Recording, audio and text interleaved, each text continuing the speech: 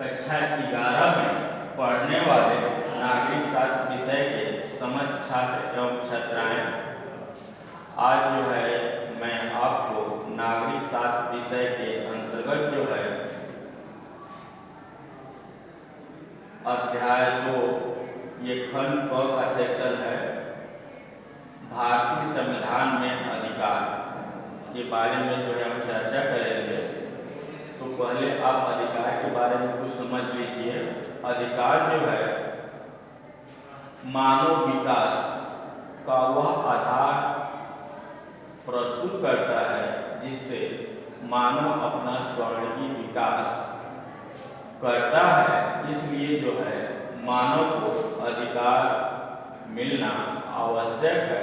अगर अधिकार मानव को नहीं दिया जाता है तो मानव जो है या कोई व्यक्ति जो है अपना उचित विकास नहीं कर सकता है। भारत के संविधान में जो मौलिक अधिकार है वह संयुक्त राज्य अमेरिका के संविधान से लिया गया है। विश्व के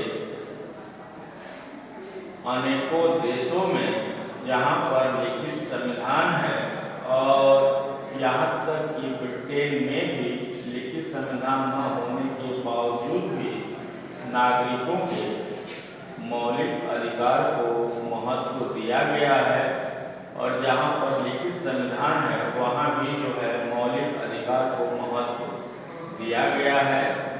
भारत के संविधान में मौलिक अधिकार जो है भारतीय संविधान के भाग 3 या अध्याय 3 के अंतर्गत जो है नागरिकों को प्रारंभ में कुल 7 मौलिक अधिकार दिए गए थे, परंतु संपत्ति के अधिकार जो 6 नंबर पर था इसको जो है समाप्त करके इसको कानूनी अधिकार का दर्जा दे दिया गया है। और अनुच्छेद 300 के अंतर्गत जो है इसे कानूनी अधिकार माना गया है। अब जो है आप देखिए भारतीय संविधान के अनुसार जो है कुल 6 प्रकार के मौलिक अधिकार जो है नागरिकों को प्रदान किया गया है। नंबर 1 है समानता का मौलिक अधिकार।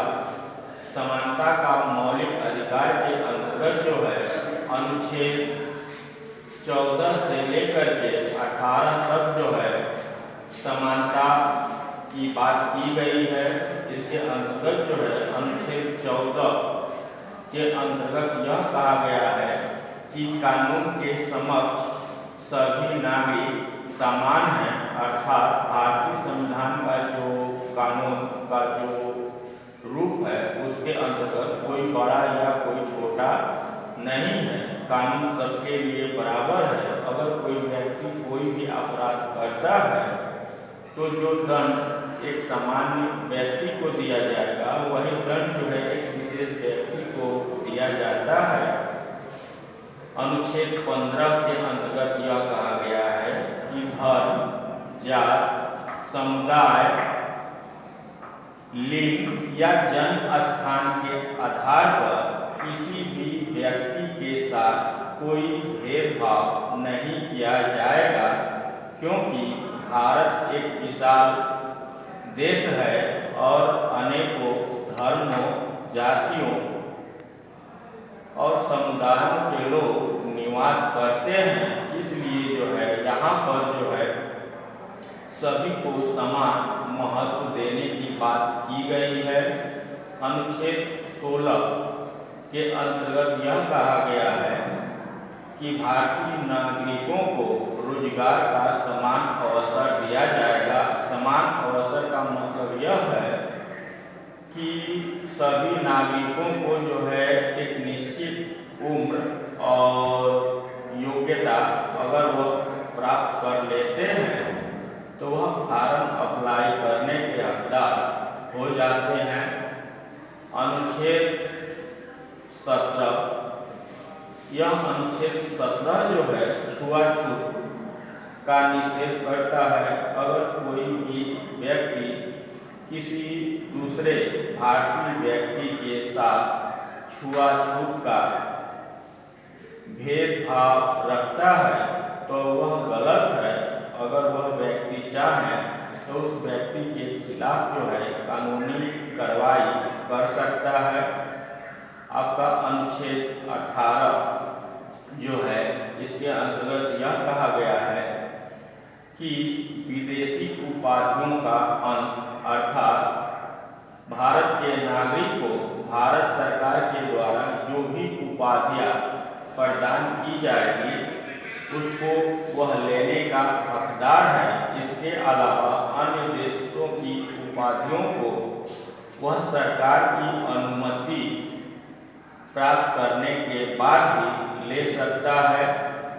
आगे आप देखिए नंबर 2, स्वतंत्रता का मौलिक अधिकार। स्वतंत्रता का मौलिक अधिकार की अगर बात की जाए तो नागरिकों को स्वतंत्रता देने से है और वह स्वतंत्रता सकारात्मक स्वतंत्रता होनी चाहिए, अर्थात नागरिक को जो स्वतंत्रता प्रदान की गई है वह अपनी स्वतंत्रता का नकारात्मक प्रयोग न करे, अर्थात किसी दूसरे व्यक्ति को अपनी स्वतंत्रता के बल पर उस व्यक्ति को किसी प्रकार की हानि या नुकसान पहुंचाने का प्रयास न करे, क्योंकि जो स्वतंत्रता का अधिकार हमें प्राप्त है वही स्वतंत्रता का अधिकार जो है उस व्यक्ति को भी प्राप्त है।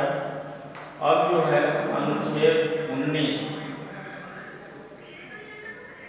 की बात की जाए तो इसके अंतर्गत यह कहा गया है कि भाषण, विचार, अभिव्यक्ति की स्वतंत्रता जो है नागरिकों को प्रदान की गई है। भाषण का मतलब है कि नागरिक के द्वारा देश हित या जन कल्याण की समस्या से संबंधित अगर कोई भी व्यक्ति अपने विचार को रखता है या अपने विचारों की अभिव्यक्ति करता है तो उस व्यक्ति को जो है विचार अभिव्यक्ति की स्वतंत्रता प्रदान की गई है। अनुच्छेद 19(1) के तहत जो है प्रेस की स्वतंत्रता की भी बात की गई है। प्रेस की स्वतंत्रता का मतलब है कि समाचार पत्र जो है अपने पेपर में जो भी सूचनाएं छाप रहे हैं उसका जो है आधार मजबूत होना चाहिए। इसके अलावा जो है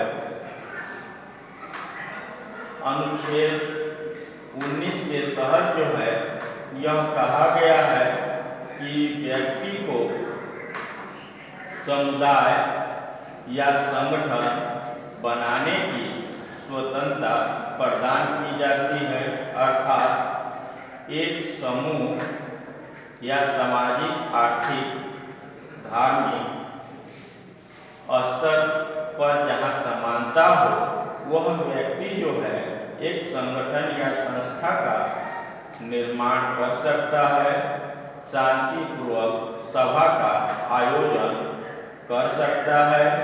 इसके अलावा जो है इस अनुच्छेद के तहत जो है